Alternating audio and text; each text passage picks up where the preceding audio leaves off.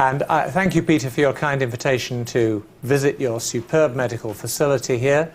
I had a very interesting day yesterday in the operating room. And the day before that, we had a very arduous day of academic study and research in the Napa Valley. Now, let me see if I can get this thing up and working. I think we've got the previous presentation here. I wonder whether we can get mine. We're down there, okay. Failed extubation, there we are. There we go.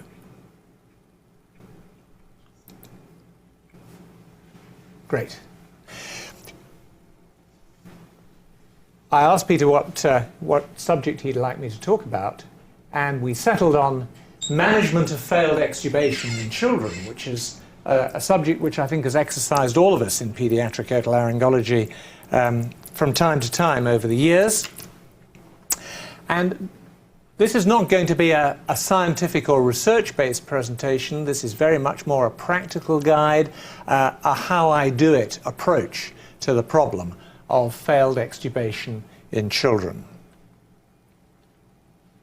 So this is where I work at the Portland Hospital for Women and Children, which is a private institution, and Great Ormond Street Hospital, which is an NHS hospital, both of which are in central London, and consequently neither of which is very photogenic, and this is the best I can really do.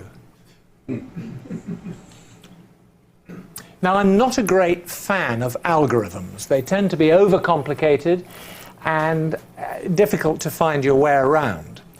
But in this case, I think it is actually helpful to have a very simple algorithm of how we're approaching the problem.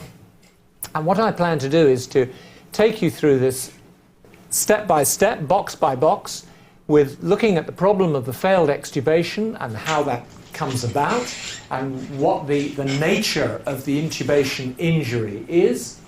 And we'll then talk a bit about medical management, and then go on down to talk about endoscopic treatment. And then, depending upon the situation and the severity of the situation, we can then branch into various types of open surgery, with tracheostomy or tracheotomy as very much the last resort these days.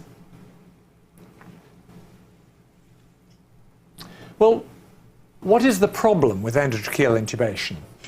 And there's a series of rather nice diagrams, illustrations in Benjamin and Hollinger's book, which shows it very neatly. And here we have a normal larynx with an endotracheal tube in place, and you can see the outward pressure exerted by the tube, of course, in the posterior part of the larynx, the interarytenoid region, the arytenoids, and the vocal processes. And here we have the same thing in real life.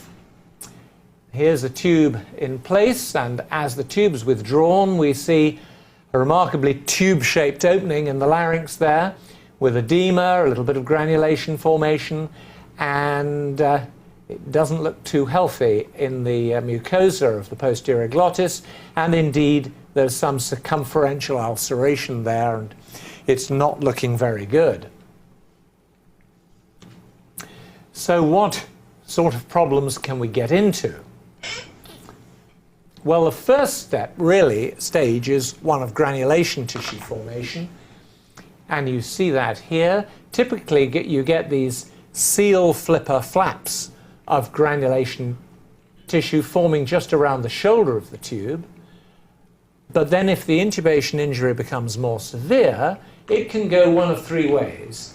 It can either organize so that you get an intubation granuloma, or sometimes the two flaps can stick together with an interarytenoid adhesion, and if it's like this with a gap behind, then of course it's surgically a delight, because you can just excise that band of scar tissue, and provided the cricoarytenoid joints are still mobile, then you'll get a very good result.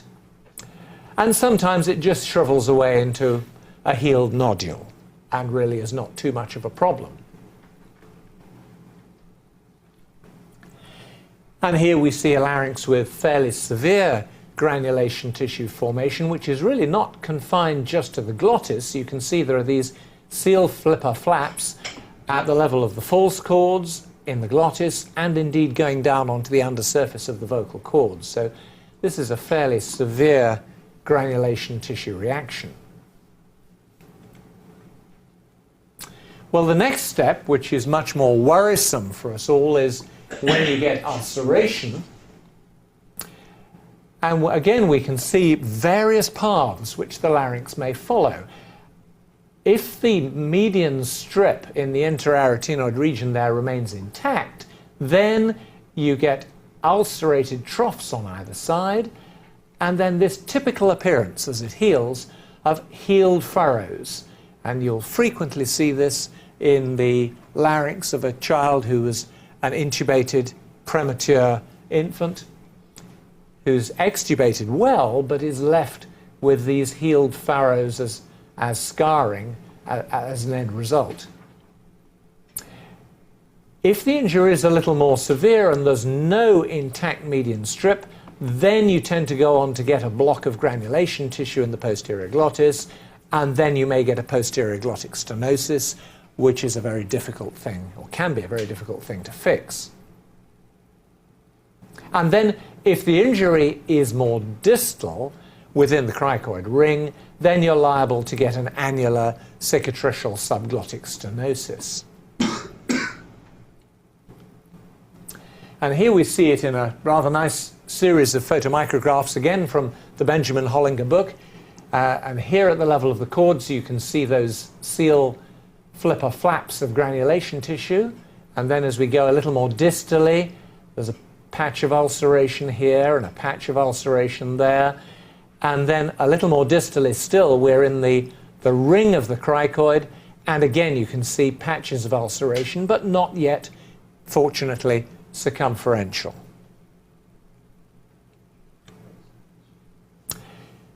So how should we manage this problem? And the first thing to say before we really get into the management is that you need to find out as much as possible about the background of the child, because these may be neonates who've been intubated and ventilated, typically premature neonates, and who then, after an extended period of ventilation, fail extubation. Or they may be children admitted to the ICU for other reasons, for medical problems, sepsis perhaps, or else intubated for surgery in a different discipline and unexpectedly fail extubation. So there may be a number of different scenarios in children of differing ages, from newborn to the much older child. But if such a child fails extubation, then I think it's worth having another go. But you do need to optimize the status of the child in the larynx before another attempt at re-extubation. So you need to make sure there's no associated cardiac problem. You need to optimize respiratory function. And by that I mean the child needs to have ideally only a minimal oxygen requirement, minimal pressure support, and minimal sedation if you're going to stand a good chance of success.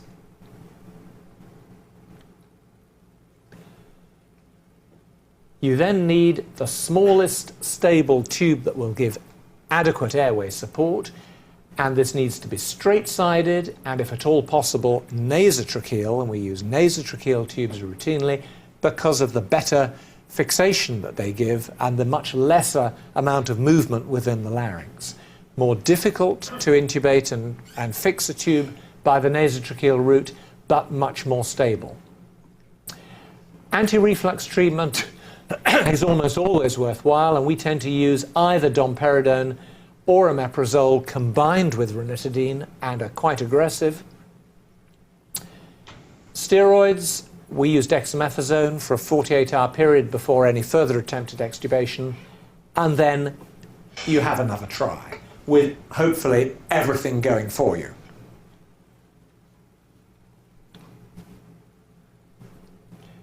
Now, if it fails again, then you really want to avoid a cycle of extubation and reintubation. And that used to be a more common problem than it is now. The neonatologists in particular and neonatal intensivists would keep on trying and trying again to extubate, and in doing so would simply traumatize the larynx rather more, and you'd get into a vicious circle of decline. So if you fail a second time, my recommendation would be to do an airway endoscopy, a microlaryngoscopy and bronchoscopy, what you may call a direct laryngoscopy and bronchoscopy, and this is to establish the diagnosis and, as I said, to avoid this cycle of extubation and reintubation, which simply produces more trauma and damage. And we then have the opportunity for endoscopic treatment, if that's appropriate, and we'll look at examples of that: granulation tissue, cysts, soft stenosis and edema. And it's worth just mentioning that if you find at the endoscopy that there is really only edema and perhaps a minor degree of granulation and ulceration, then an option is what has been termed laryngeal rest, which was well described in the early 1980s and reported successfully on a number of occasions since then. And the principle of this is just to give the larynx a holiday and to reintubate and just leave the tube in there, leave it alone, an appropriate sized tube, with all those measures that we've already discussed to optimize the condition of the child and the management of the tube, and leave it for 1 to 2 weeks. And it's been well demonstrated that small areas of ulceration will re-epithelialize, the edema will subside, and you may well be able to extubate with nothing further done. Now, having said that, this is an option which we often cannot pursue. There are obvious problems with having a child intubated on the intensive care unit for a period of as long as a week or two, and the intensivists don't like it. They want their bed back. They want a quicker solution to the problem. So this is an option, but it's one which is not frequently open to us for practical reasons. But these children can do quite well. These are not managed flat in any way, minimal sedation. And here we have a child in our pediatric intensive care unit playing with the intensive care unit toy train, and really quite alert and mobile. But as you'll see, a nasotracheal tube.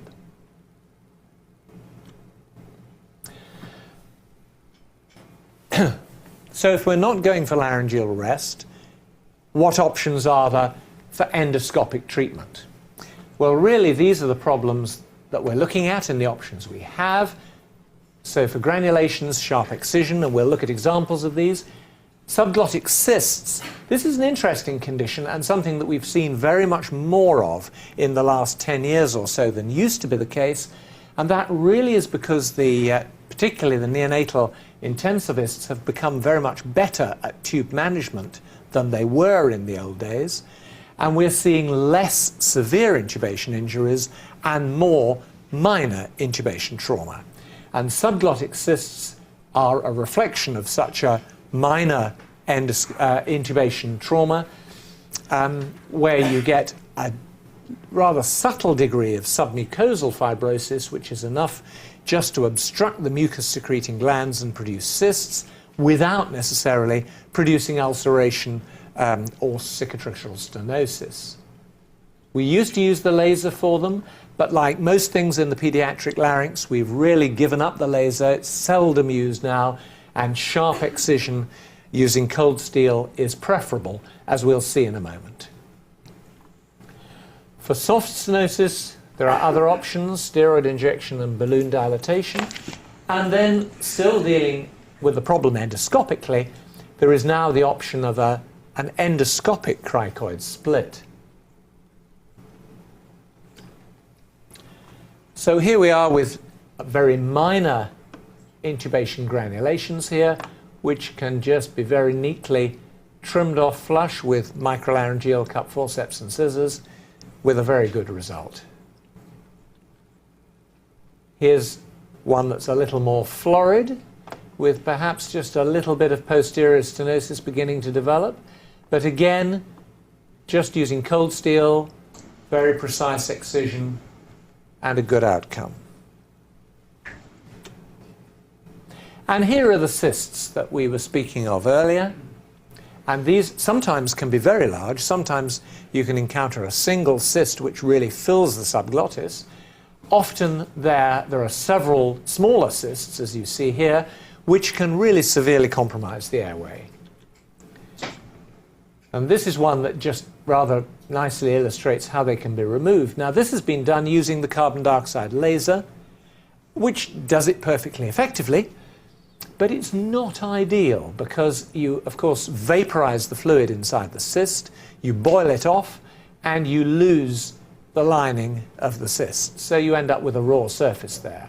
Whereas if you just take off the top of the cyst with micro scissors, the cyst drains, and you're left with the cyst lining to line the glottis.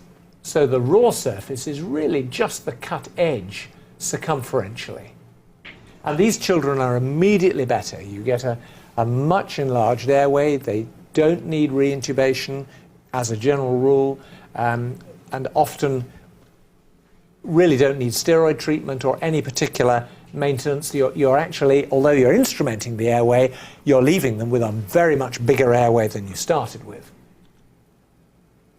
And here again from Hollinger's illustrations is a case with subglottic cysts, and you can see one large one here, and often you get several minor ones, several smaller cysts, which may or may not require treating.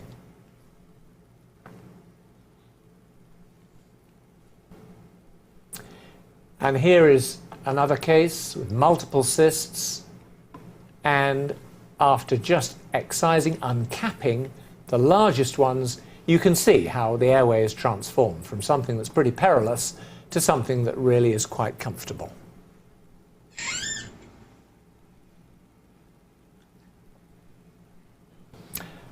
And so we come to soft stenosis, which nowadays can often be managed very successfully with endoscopic balloon dilatation, sometimes with submucosal steroid injection, although I would counsel caution with steroid injection.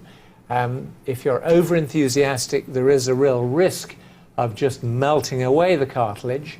So a little steroid judiciously used can be useful, and then balloon dilatation, which can really just expand the airway, but may need to be repeated.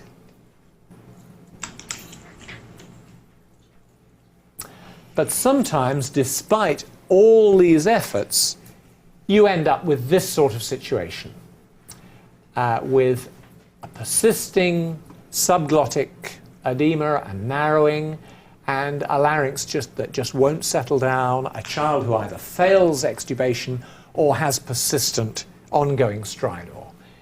And in this situation, a cricoid split can work very well. And this is a rather rare post-mortem specimen from Yeti Vivert's collection in Rotterdam from the Sophia Children's Hospital.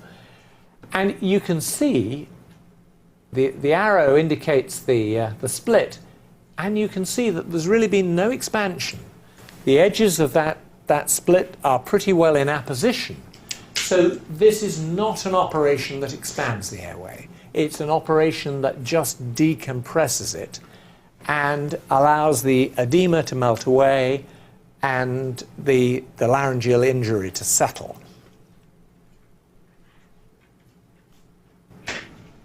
Well, these are the indications that we use for a mild, soft, persistent subglottic stenosis and edematous stenosis. And we found really by trial and error that the best results require a child who's over 1.5 kilograms, no significant reflux, no significant cardiorespiratory compromise or sepsis, and no other complicating factors. Typically no other syndromic features, micrognathia, tracheobronchomalacia, etc., etc. What do we do with the unsuitable patients? Well, if there are only minor medical problems and they're small, under 1.5 kilograms, then we would just re-intubate them and let them grow on the end of the tube. Or possibly do a tracheostomy if that seems the safer option. And if there are other major problems, the tendency would be to go for a tracheostomy at this stage. The procedure, I dare say you're mostly familiar with. You start off with a child who's intubated with a small tube. The anterior cricoid split, of course, is more than just a cricoid split.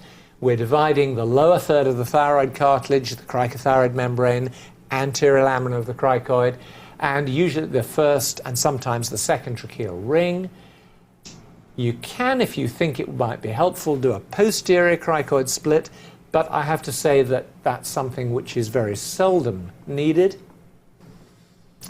And you then re-intubate intraoperatively with a larger age-appropriate tube, and it's helpful to railroad it in over a bougie. So you put a very fine gum elastic bougie through the old tube, slide the old tube out, and the anaesthetist then slides in the larger tube with the surgeon able to control it with the neck open. And then you do need a drain, because otherwise there's a real risk of surgical emphysema. So the split is very much more than just the cricoid, it's the whole of this length to decompress the subglottic airway. But you don't have to do it as an open operation. And my colleague David Albert has now been doing endoscopic cricoid splits for a few years, and now has a series of 11 or 12 cases, so it's still early days. You need to have a very experienced endoscopic airway surgeon and a very experienced anaesthetist to be able to do this safely. But you can see how it's done. You can see here is an intubation injury with those granulations, a bit of posterior glottic damage, and here's the sickle knife going in. And this is actually quite difficult to do, to divide right through the cricoid cartilage and the cricothyroid membrane. You obviously get some bleeding as you go along, which is controlled with adrenaline, epinephrine on neurosurgical patties. And you have to keep sawing away at that cricoid cartilage and make quite sure at the end of it all that the ends really are divided and you actually have got the cricoid completely open.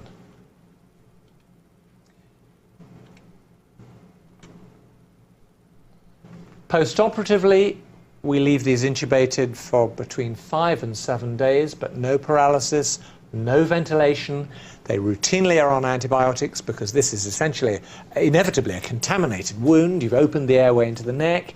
Anti-reflux therapy is maintained. And then extubation under steroid cover. This is our routine, and different institutions will do it in different ways, but we give a loading dose of dexamethasone and then follow it up with a 4 times daily routine for 48 hours. But you really do need to avoid accidental extubation.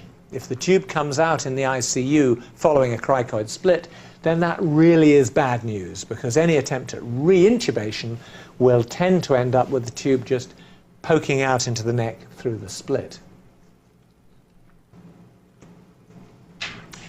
And again, this is an older child who actually had a cartilage graft, a single-stage LTR, but again, just to demonstrate that these children can be really quite alert and awake. Here she is playing on her, whatever it is, game station of some kind. And we've even had these children, they're quite mobile and walking around on the ICU. Well, what sort of results can you anticipate? Well, this is looking at 33 patients over 11 years at Great Ormond Street Hospital, all of whom fulfill those criteria that you saw earlier on. So mild soft stenosis or edema, failed extubation or persistent stridor following extubation, and as you saw in the earlier slide, more than 1.5 kilos, no other complicating factors, and nearly 90% successfully extubated. And this is pretty much the norm with appropriately selected cases. So it's a procedure that can work well, just with a split.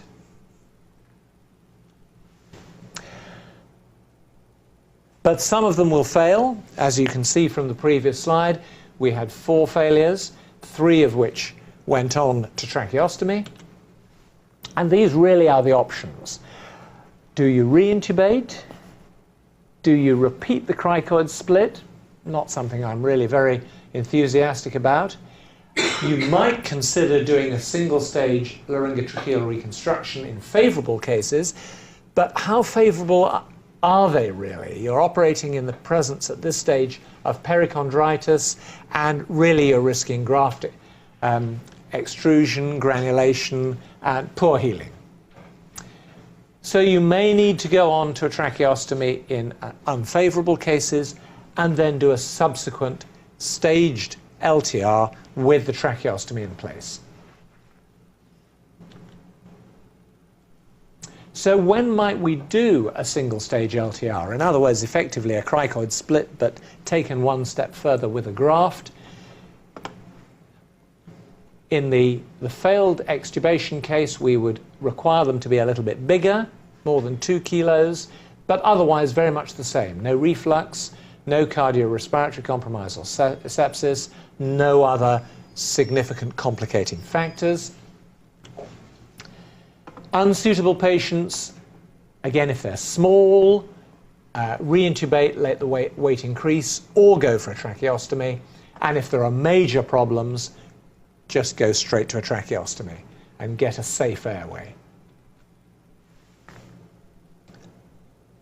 And the procedure is essentially the same as a cricoid split, but taking a costal cartilage graft. You can use other cartilage, auricular cartilage, thyroid cartilage, but it's thinner, it's softer, it's more liable to soften further in situ and perhaps crumple. And the costal cartilage is much stronger, much sturdier, and is our preferred material.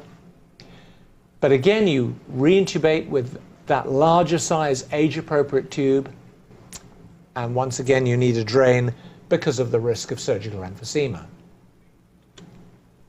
So here we are, essentially an anterior split with a costal cartilage graft with perichondrium on the luminal surface to encourage mucosal healing. And then the management is rather similar to a cricoid split, but whereas in the split cases, I'm happy to just pull the tube on the intensive care unit, for the single stage LTRs, I really do prefer to check the position of the graft. If there's granulation tissue forming on it, then just tidy that up a bit, just neaten it all up and make sure it looks good.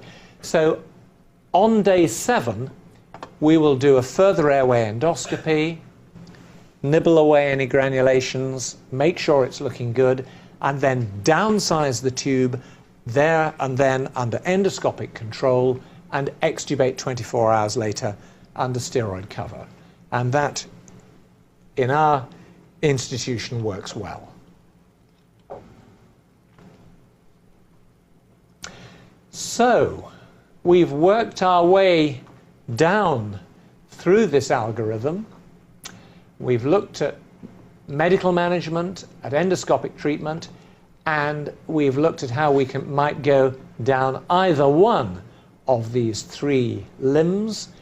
If it's more mature or more severe, then a single stage LTR. If it's just soft and primarily edematous, to a cricoid split. But you do have to be aware that as a last resort, you may need to go to a tracheostomy from either of these 3 directions. But it does mean that we now have a range of options open to us before we get to the last resort of tracheostomy. So this has been really quite neatly put by my friend Noel Garabedian from Paris, that tracheostomy is now really only warranted after the failure of initial surgery. So there we are. That's all I would like to say. I'd just like to thank you again for your invitation to visit your wonderful children's hospital here in Stanford, and I'm happy to try and answer any questions that you may have.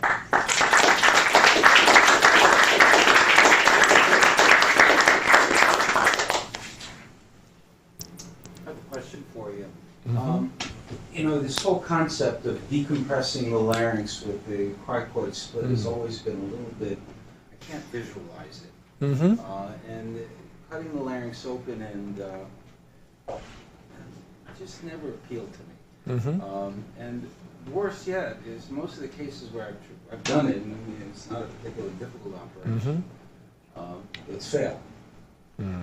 So, and I think this has been some of the experience with some other surgeons as well, and consequently, we pretty much, when we go do a cricoid split, I'll take a piece of thyroid ale and sew it in. Sometimes it works, sometimes it melts away.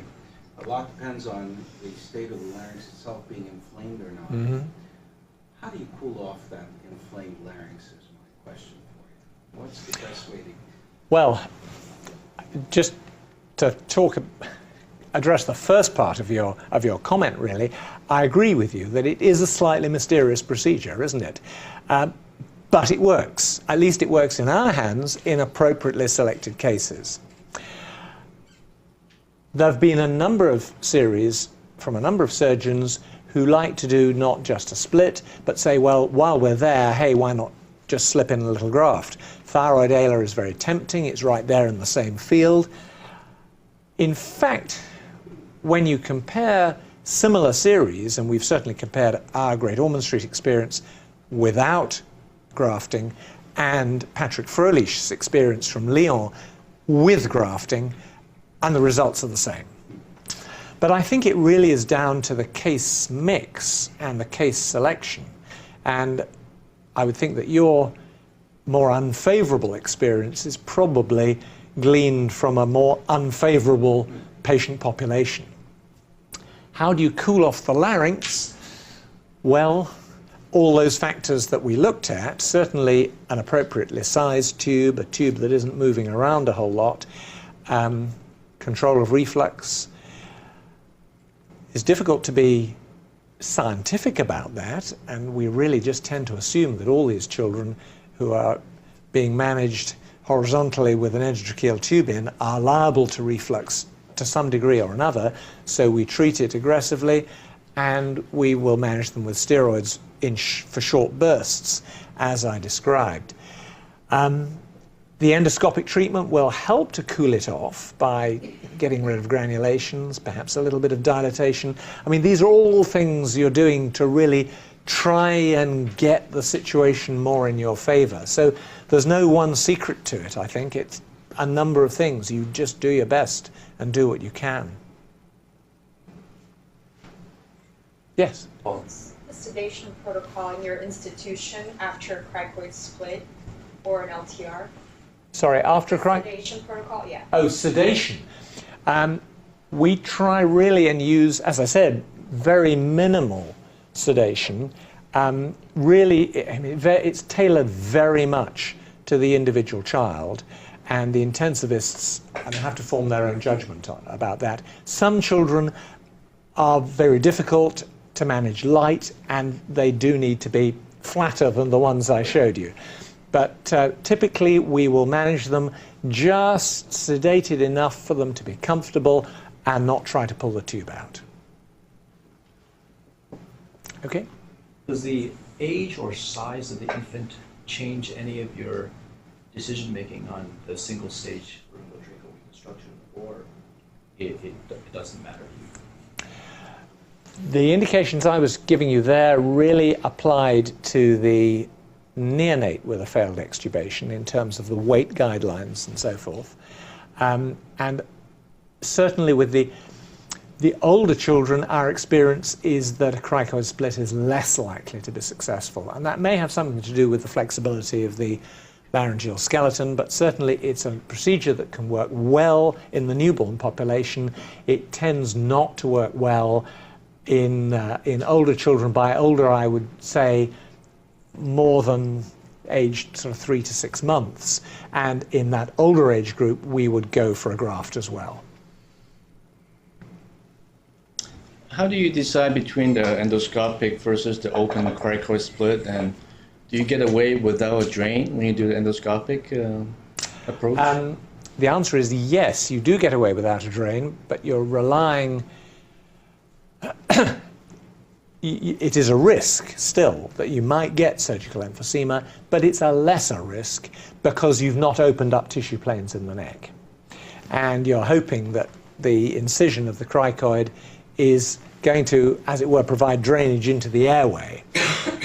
So that surgical emphysema has not been a significant problem in the endoscopic cases. Really the concern is whether you get adequate division of the tissue and adequate decompression. And at the moment, it's still really an experimental thing, which my colleague David Albert is doing, and the rest are sticking to the open procedure. And we're waiting for his longer-term results before we see whether we should try and switch wholesale to the endoscopic approach. So really, it's a case of watch this space. Peter. The healed furrows, okay, sometimes you get a loss of that vocal process. Yes. And then you have a significant phonatory disorder in the child. How do you deal with that? What do you like to do under those circumstances? You've got a big posterior unilateral gap at the level of the vocal process. It's a hard thing to handle. To some extent, I think it depends on the mobility of the cricoarytenoid joints, because if the intubation damage and the perichondritis, the inflammation has caused cricoarytenoid joint fibrosis and fixation, then you're likely to have a more severe phonatory problem, because generally the cords are slightly abducted because that's the position the tubes splintered them in. And it's a hard problem. I mean, I would say that in our practice, we would not try too hard to improve the situation from the voice point of view, other than with speech therapy. I'm not really keen on the notion of trying to fill in that gap or trying to approximate the chords in a situation where you may turn a voice problem into an airway problem. So I would leave it alone and accept that the voice is suboptimal. But do you have any tricks that you use? Well, none of them particularly effective, but we've had some experience using the radius injection and mobilizing, getting it under the mucosa in the scar area is very difficult. It's very hard because usually you've just got that sort of monocellular layer, haven't you, over cartilage. Indeed, you can see the cartilage showing through pale or slightly bluish, can't you, in the base of that furrow. Very hard to get anything injected there to stay. Anna, any thoughts along those lines? Leave it alone. Okay, I think we're agreed on that one. All right, thank you. There's a question at the back. Our last question. Go ahead, come on, Ed. Could I just, I apologize if you addressed this earlier, but could I ask, could you comment on mitomycin C and if it has a role at your institution or in your experience? It is something that we use, not particularly in this situation, really, but certainly in circumstances in which we really want to try and minimize scarring and granulations, such as that thin anterior glottic web that we saw yesterday, where you're dividing a web and you are trying to manage the problem endoscopically. We would use mitomycin C. Does it work or not? I think it's very uncertain. There's really no strong proof one way or the other. There are some publications that say it really makes no difference. There are other publications which say it does make a difference.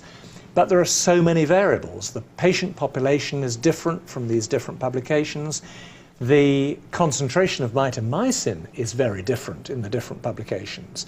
Mostly in the North American series, it's only 0.4 or 0.5 milligrams per mil that's been used, because I think that was the initial FDA approval for ophthalmological use. Whereas in the UK, we've tended to use 2 milligrams per mil, And in some institutions, Philippe Monnier in Lausanne in Switzerland, for example, have been using up to 10 milligrams per mil. So, I mean, who knows, really? Is it a function of the pathology of the individual child, the concentration of mitomycin? I'm not really aware of any definite evidence. It's contradictory. But it's something that may help, and if you're in a situation where you really want all the help you can get, then I would be prepared to use it. Peter, do you use mitomycin? We use it routinely among, I think, all of us. But, we say a prayer and use mitomycin. Yeah, exactly. And the concentration you use? 0.4 milligrams per cc. Yeah, which is the typical each thing. used up to, pardon? Yeah, I'll do more than that. What will you go to? Well, I have gone to 10, but I don't think I'll do that again. Why? What happened? Makes the mucosa look like your suit. Yeah. Yeah, Yeah. it pretty much kills everything. Yeah, it can I'll do. do 3. Yeah, it can do. You get a sort of tenacious white slough, don't you? But it seems it's not purely dose related. It does seem to vary from case to case. But there we are. But there's another. In that same vein, have you had any experience using MMR topically for papillomas? Using Mumps, measles, rubella vaccine no topically? is the answer. No, I know Nigel Pashley has used that, and claims good results, doesn't he? Nigel can be a wild man, and I really don't know. I mean, he can present it very convincingly, but I'm not aware of others who've reproduced his results. Peter, do you know? I think what we can say is that those kids don't get mumps. So the answer is no. We've not tried it. But it's a disease that everything has been tried for, of course, because nothing works very efficaciously. Always bad news when you have a disease for which there are many, many treatments, because you know that fundamentally none of them are any good. So in your country, aren't you just giving the vaccine with the 2 types of HPV as opposed to the quadrivalent? You are right. You are right. That was the case. And the NHS started with Cervarix, which has only the 2.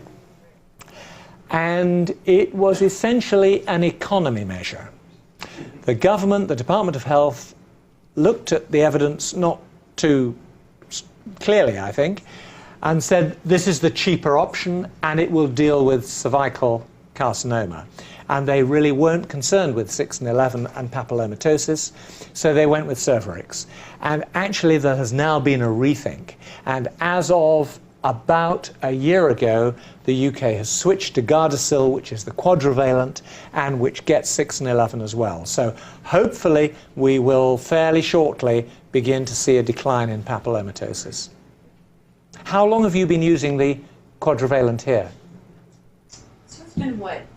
Several years, but the problem is the initial years, the percentage of the girls that got it was very, very low. Okay. So you've not really seen the effect coming through yet? Not yet. No, okay. It's going to be another 10 years. Yeah. Okay. The immunization rates are improving, but it's still certain parts of the country, like the parts that really need it. It's horrific. Yeah, and you've got to get a very high rate for something that's a rare disease. Okay, good. Thank you.